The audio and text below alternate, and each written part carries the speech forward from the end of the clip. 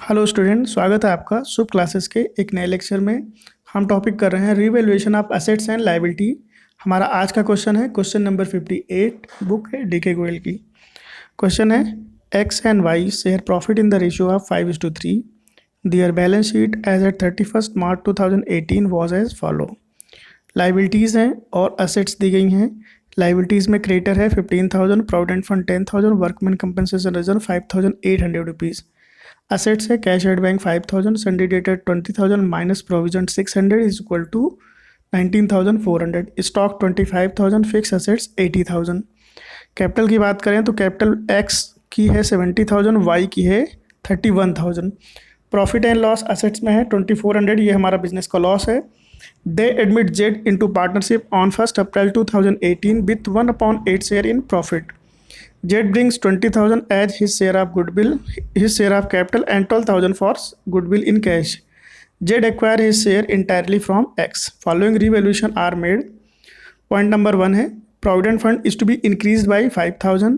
Point number 2, debtors are all good, therefore no provision is required on debtor. Point number 3, stock include 3,000 for obsolete item. Point number 4, creditors are to be paid 1,000 more. Point number 5, fixed assets are to be revalued at 70,000. Prepare journal entry, necessary account and new balance sheet. Also calculate new profit sharing ratio.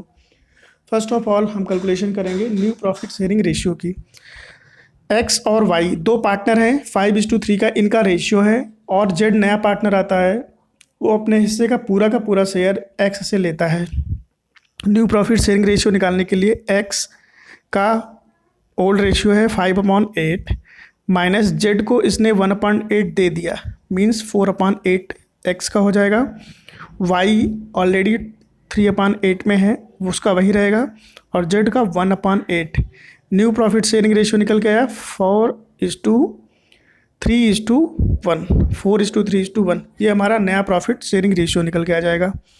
Second हमें करना है, आइए revaluation से इसको start करते हैं। First of all अगर हम रीवैल्यूएशन कंप्लीट कर लेंगे, इट मीन्स हम जनरल एंट्रीज भी करना सीख लेंगे। रीवैल्यूएशन में देखिए सबसे पहला पॉइंट है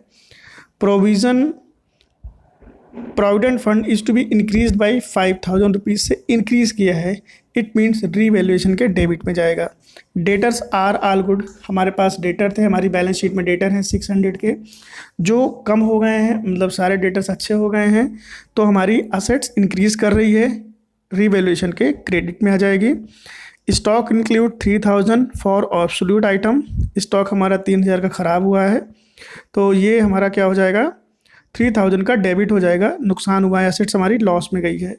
क्रेडिटर्स टू बी पेड 1,000 मोर, हमें ज़्यादा देना है क्रेडिटर्स को, 1,000 रुपीज़ रीवैल्यूएशन के डेबिट में आ जाएगा।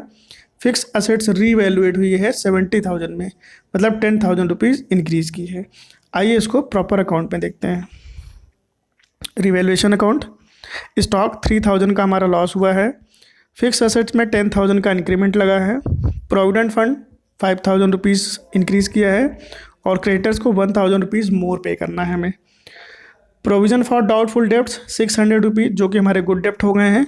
ओवरऑल वैल्यू हमारी 19,000 है डेबिट साइड की, और क्रेडिट साइड की वैल्यू है 600 रुपीज़। इस टोटल ओवरऑल वैल्यू से 600 को माइनस करेंगे, 18,400 जो हमारा लॉस आ जाएगा।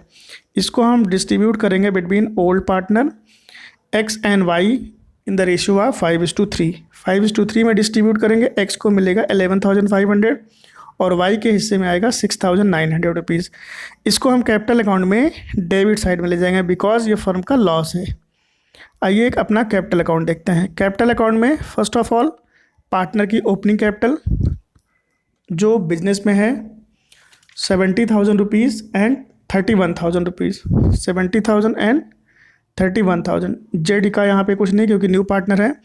वर्कमैन कंपनसेशन फंड हमारे पास है बिजनेस में 5,800 रुपीज़, जो ओल्ड पार्टनर को डिस्ट्रीब्यूट किया जाएगा, बिकॉज इसका कोई यूज़ नहीं हुआ है। न्यू पार्टनर आया है, अपने हिस्से के लिए 20,000 रुपीज़ की कैपिटल लेके आया है, और प्रीमियम फॉर गुडविल 12,000 का लेके आया है। 12,000 एक्स को मिलेगा, because only x the sacrificer, सिर्फ एक्स से ने सेक्रीफाई किया है, क्योंकि जेड ने अपने हिस्से की पूरी मांग की थी एक्स के साथ में। सेकंड हम आएंगे डेबिट साइड में, हमारा लॉस हुआ था जिसको मैंने अभी बताया था आपका, लॉस को हम डेबिट में करेंगे, प्रॉफिट एंड लॉस। रीवैल्यूएशन का आया और बैलेंस शीट में ऑलरेडी प्रॉफिट एंड लॉस दिया गया है 2400 का, जिसको 5:3 में डिस्ट्रीब्यूट करेंगे तो 1500 और 900 आएगा, ये रीवैल्यूएशन वाला है। और उसके बाद हमारा टोटल यहाँ पे है 85,000, इसमें से माइनस इन दोनों को करेंगे 76,625 आ जाएगा। इसकी वैल्यू ओवरऑल है 33,175, इन दोनों में से इसको माइनस करेंगे 25,375 आएगा, 20,000 है और यहाँ भी 20,000 की ही वैल्यू आपकी क्लोजिंग वैल्यू हो जाएगी। न्यू बैलेंस शीट आइए देखते हैं कैसे बनेगी। न्यू बैलेंस शीट में सब फर्स्ट ऑफ ऑल हम क्रेडिटर को देखेंगे। हमारी ओल्ड बैलेंस शीट में क्रेडिटर 15,000 का था, 1,000 इंक्रीज़ किया है, 16,000 हो गया है। प्रोविडेंट फंड हमारे पास 10,000 का था, 5,000 इंक्रीज़ किया, 15,000। और कैपिटल की बात करें तो कैपिटल हमारी यहाँ से आई हुई है, कैपिटल अकाउंट से 76,000, 25,000 और 20,000, टोटल ओवरऑल आया है 1,18,000। कैश एट बैंक हमारी balance sheet, old balance sheet में 5,000 दिया गया है। न्यू पार्टनर आया है तो 20,000 रुपीज़ की कैपिटल लाया है और 12,000 रुपीज़ की प्रीमियम फॉर गुडविल, जो हमारे इस कैश एट बैंक में ऐड हो जाएगा, 37,000 हो जाएगा। डेटर्स हमारे बैलेंस शीट में 20,000 था, जिसमें से 600 का प्रोविज़न लगा था, 19,400 वैल्यू थी, बट डेटर्स हमारे गुड हो गए हैं तो इसलिए ये 20,000 आएगा। स्टॉक की वैल्यू हमारी बैलेंस शीट में 25,000 थी, 3,000 रुपीज़ हमने माइनस किया था, 22,000 आ जाएगा। फिक्स एसेट्स 80,000 थी ओल्ड बैलेंस शीट में, अभी उसका न्यू वैल्यूएशन आया है 70,000, तो न्यू बैलेंस शीट में आएगा 70,000 रुपीज़। ओवरऑल हमारी वैल्यू मैच कर जाएगी 1,49,000, 1,49,000। आइए इसको हम अपनी जनरल एंट्री में किस तरीके से ट्रीट करते हैं इसको देखते हैं। First of all profit and loss का ट्रीटमेंट करेंगे। बैलेंस शीट में डेबिट बैलेंस में है 22,400 रुपीज़, 2,400 को 5:3 में डिवाइड करेंगे। X capital debit, Y capital account debit to profit and loss account debit. इसका नरेशन लिखेंगे, transfer of debit balance of profit and loss account to old partner capital account. Second general entry है workman compensation fund की। Workman compensation reserve हमारे पास है 5,800 का, जो old partner को उनके पार्टनर कैपिटल अकाउंट में क्रेडिट किया जाएगा 5:3 के रेशियो में। नरेशन लिखेंगे, being transfer of workman compensation reserve to old partner capital account. इसके बाद बात करते हैं रीवैल्यूएशन की। रीवैल्यूएशन में 2 असेट्स हमारी डेबिट हुई थी, अभी हमने देखा था, revaluation account debit to stock account to fix assets account.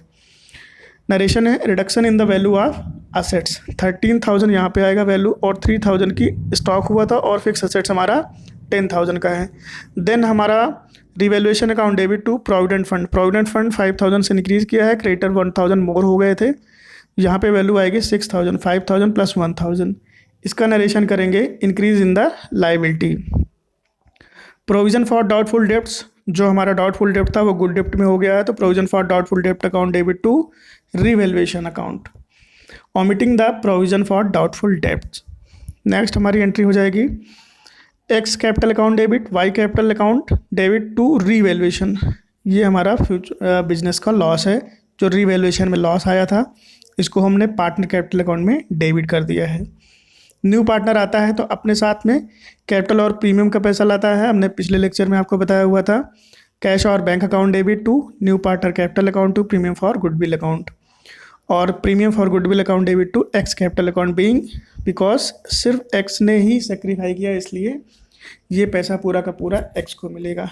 I hope आपको ये लेक्चर समझ में आया होगा। अगर आपको कहीं कोई डाउट हो तो आप कमेंट बॉक्स में आप कमेंट ज़रूर कर सकते हैं, आपको इसका सॉल्यूशन ज़रूर मिलेगा। Thank you.